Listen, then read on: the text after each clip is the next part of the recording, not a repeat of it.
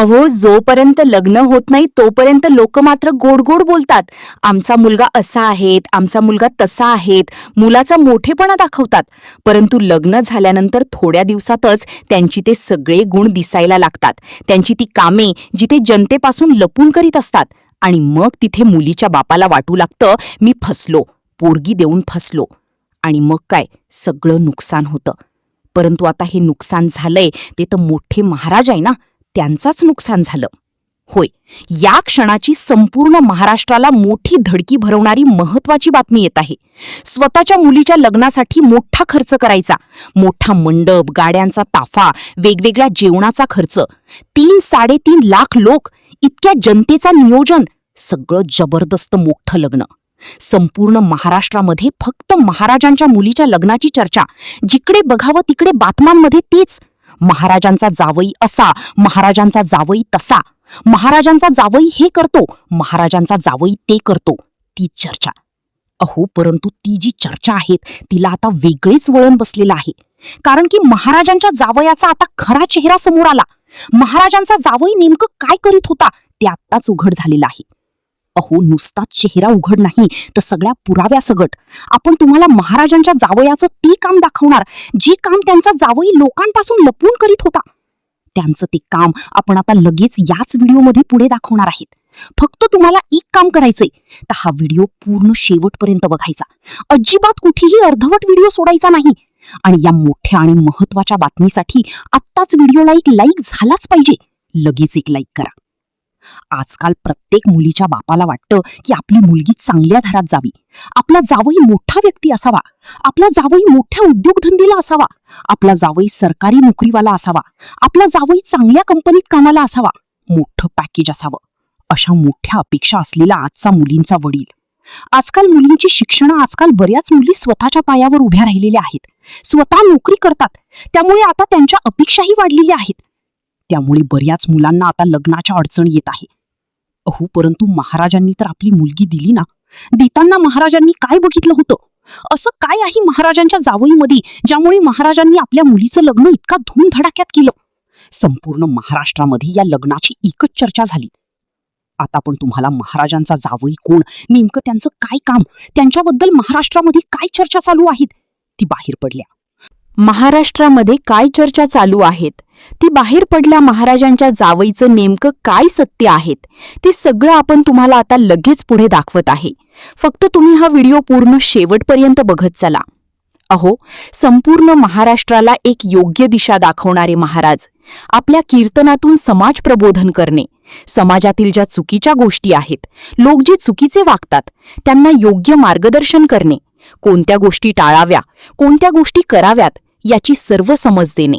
नुसती समज नाही तर समाजासाठी सुद्धा महाराजांचं मोठं कार्य आहे. महाराजांनी अनाथ गोरगरीब मुलांसाठी सुद्धा काम केलं. महाराजांनी गावाखेड्यातील मंदिरांसाठी दानधर्म केला. महाराजांनी मोठ्या मोठ्या सत्याचा नियोजन केलं आणि मोठ्या प्रमाणामध्ये अन्नदान केलं. परंतु महाराजांना काय माहीत होतं का पुढे काय होणार, नेमका जावयाचं काय सत्य आहेत हे काय महाराजांना माहीत होतं का? परंतु आपल्याला महाराजांच्या जावईबद्दल सगळी माहिती आत्ताच हाती लागलेली आहेत. आपण तुम्हाला याच व्हिडिओ पुढे त्यांची ते कामं, त्यांचे ते व्हिडिओ, त्यांचं ते सगळं गुपित आपण तुम्हाला आत्ताच डायरेक्ट दाखवणार. फक्त हा व्हिडिओ पूर्ण शेवटपर्यंत बघत चला. अहो, जी महाराज संपूर्ण महाराष्ट्राला योग्य दिशा देतात, समाज प्रबोधन करतात, ते महाराज आपल्या मुलीचं लग्न करताना बारकाईने चौकशी करणार, सगळं बघून घेणार, सर्व बारकाईने चौकशी करणार आणि मगच मुलीचं लग्न करणार. अहो, नुसताच लग्न नाही तर विचार करा, इतका मोठा महाराजांनी खर्च केला, इतका मोठा लग्नाचं नियोजन केलं, म्हणजे महाराजांचा जावई कुणी सामान्य असेल का? नाही.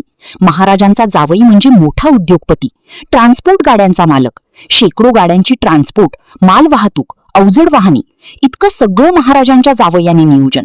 नुसताच नियोजन नाही तर महाराजांचा जावई म्हणजे मोठी व्यक्ती. आता पण तुम्हाला महाराजांच्या जावईबद्दल सगळं खरं खरं सांगत आहे. फक्त तुम्ही हा व्हिडिओ पुढे बघत चला. महाराजांचा जावई म्हणजे उच्च शिक्षित, कुटुंबातील संपूर्ण परिवार, मोठे नावलौकिक असलेला, नुसताच नावलौकिक नाही तर मोठा बिझनेस. आणि महाराजांच्या जावयानी मुलगी खूप आनंदी, खूप सुखात संसार. परंतु काही सोशल मीडियावर मात्र काही पण बोललं जात आहे. नुसताच बोलला जात नसून त्यांची ती चर्चा, त्यांचे ते काम, त्याच्याबद्दल सुद्धा उघडपणे डायरेक्ट बोलले जात आहे. महाराजांची मुलगी सुद्धा उच्च शिक्षित आहे, चांगले शिक्षण घेतले नाही आणि जावई सुद्धा मोठा व्यक्ती आहे. त्यामुळे सर्व काही ठीक आहेत. परंतु आत्ताच असं काही सत्य बाहेर आलं. आत्ताच महाराजांचा जावईबद्दल अशी काही माहिती कळाली की जी बघून, जी तुम्हाला सांगितल्यानंतर तुमच्या पायाखालची जमीन सरकेल आणि संपूर्ण महाराष्ट्रभर एकच संतापाची लाट निर्माण होईल. सगळी जनता म्हणणार की महाराजांना का फसवलं. नेमकं आपण तुम्हाला आता तेच सांगणार, जे ऐकण्यासाठी संपूर्ण महाराष्ट्र आतुर झालेला आहे. आपण तुम्हाला तेच सत्य आता डायरेक्ट पुढे दाखवणार. फक्त हा व्हिडिओ पूर्ण शेवटपर्यंत बघत चला. मूळ पुण्याचा, हजारो वाहनांचा मालक, इंदोरीकर महाराजांचे जावई नक्की कोण? मुलगी ज्ञानेश्वरी नक्की कुणाची पत्नी होणार? महाराष्ट्रातील कुणाला इंदोरीकर महाराज माहीत नाही असं होणार नाही. एकतर तुम्ही त्यांचे चाहते असाल किंवा त्यांची मतं तुम्हाला पटत नसतील. काहीही असो, पण इंदोरीकर हे सगळ्यांना माहिती आहेत. आणि त्यात इंदोरीकर महाराजांच्या कन्येचा साखरपुडा 4 नोव्हेंबरला पार पडला. अतिशय थाटामाटात पार पडलेल्या या साखरपुड्याची सोशल मीडियावर भारी चर्चा रंगली.